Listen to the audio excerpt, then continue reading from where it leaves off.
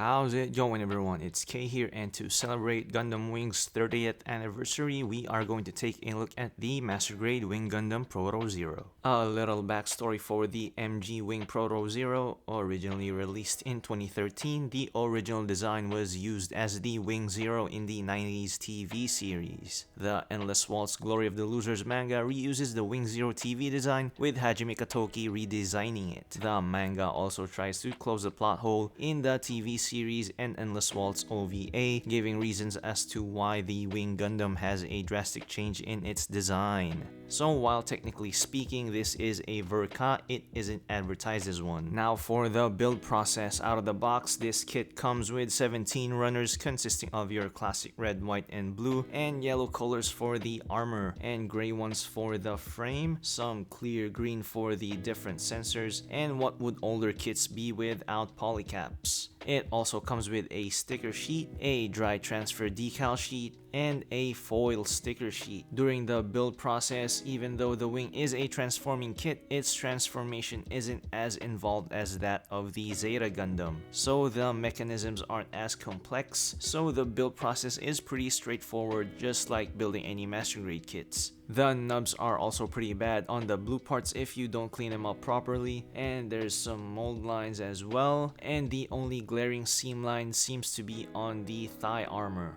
You also get different pre-posed hands for all your different posing needs. The back section of the legs have a gap and doesn't close entirely, but it doesn't really affect the Proto Zero's ability to stand. The white sections on the wings are one big piece, and I just found one mold imperfection in one of them, so nothing a little buffing and flat top coat won't fix. Now for the aesthetics, as I've said earlier, the MG Wing Proto Zero is the original TV series Wing Zero design with a modern redesign. So if you're one of the Wing fans who prefer the TV version's mechanical wings over the OVA's angelic wings, this kit is for you. You get the classic Gundam colors with a slightly darker shade. I did paint most of this kit because I am a fan of the design. I'll also add that the whites in this kit is overwhelming and is very bright, and you'll see that other people did add some grays into them. But the white pieces aren't color separated, so you'll have to do some masking if you wish to paint. The panel lines are sensible, not too much and not very little. The decals are optional, but this is what the Proto Zero looks like with all the decals that the manual tells you to put on. I did use Delphi water slides for this.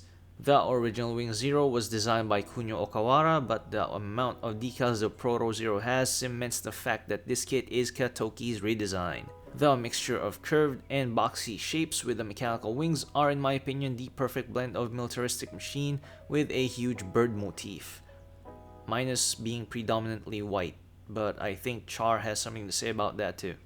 Now for the articulation, starting with the head can swivel and tilt side to side, the neck is double jointed, the upper torso can flex, extend, and tilt side to side, the shoulder joints can swing out in front of the body, rotate 360 degrees, and raise up horizontally up to 90 degrees. The arms rotate by the biceps. You get a full elbow flex. The wrists can swivel and tilt because it's a ball joint.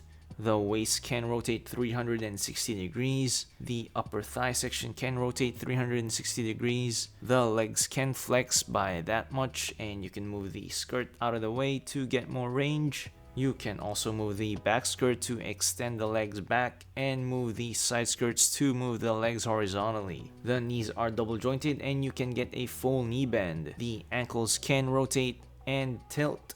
The ankle armor in front does move up. The front section of the foot can also bend straight down, but doesn't really have any upwards motion. The wings are decently articulated, so when it is attached to the Proto Zero, some articulation will be limited, like the shoulder rotation, but posing won't really take a big hit.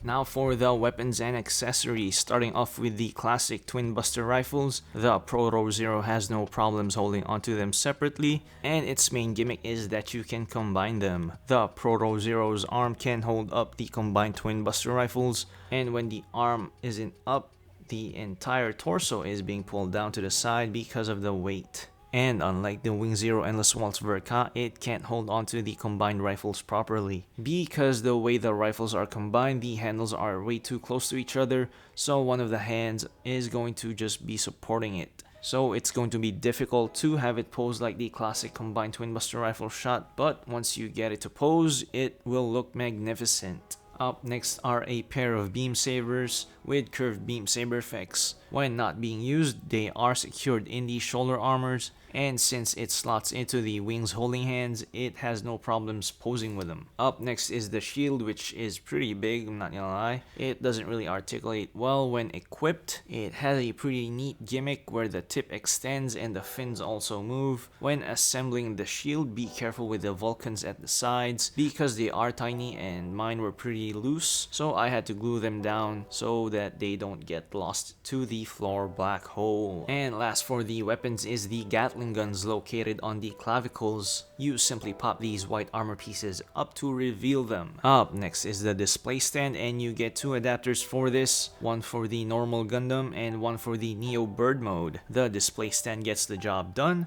but if you want to really have expressive poses, you'll want to use an action base, which leads me to the next accessory, an action base adapter, which lets you mount the Proto Zero on an action base. And last but not least are the pilot figs. You get one seated pilot fig that goes into the cockpit and one standing Hiro Yui. Kinda disappointed that he's not doing the iconic pose, but the Wing Zero Verka does, so that's one way to get me to buy one. Now, as far as transformations go, like I said earlier, it's a pretty simple transformation. Just follow the manual and you won't run into any problems.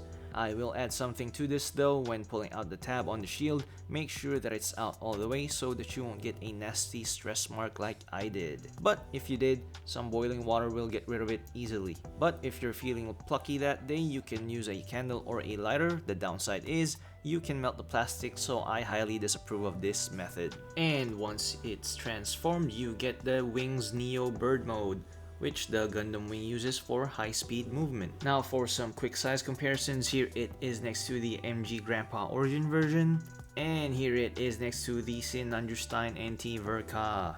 Final thoughts, I'll give the Master Grade Wing Gundam Proto Zero an A. If you grew up during the 90s and Wing was your gateway into the Gundam franchise, you can't go wrong with the Proto Zero. With Katoki's modern redesign of the beloved 90s classic Wing Zero, it has an amazing design and shelf presence, making it an excellent display piece. I'm not really a fan of any transformation gimmicks, but when it is present, I like to be amazed with the mechanisms at play, and you don't really get that here. The kit's downside for me is the combined twin buster rifles. While it is a classic and cool, the Proto Zero's inability to hold them properly for that classic pose is a real blow to an almost perfect kit. And while trying to pose it on an action base, if you're not careful, you can tilt it over, so you'll need to be creative and patient when posing with them. But even with that downside, it doesn't take away from the Proto Zero's pros of being a fun build with an excellent posability and an awesome shelf presence. And with that, I hope you found this video helpful. If you have any questions or if I missed anything, comment them down below. Also, which Wing Zero design do you prefer, the TV version or the Endless Waltz version? Like the video if you like it, dislike if you dislike, and I hope to see you all next time.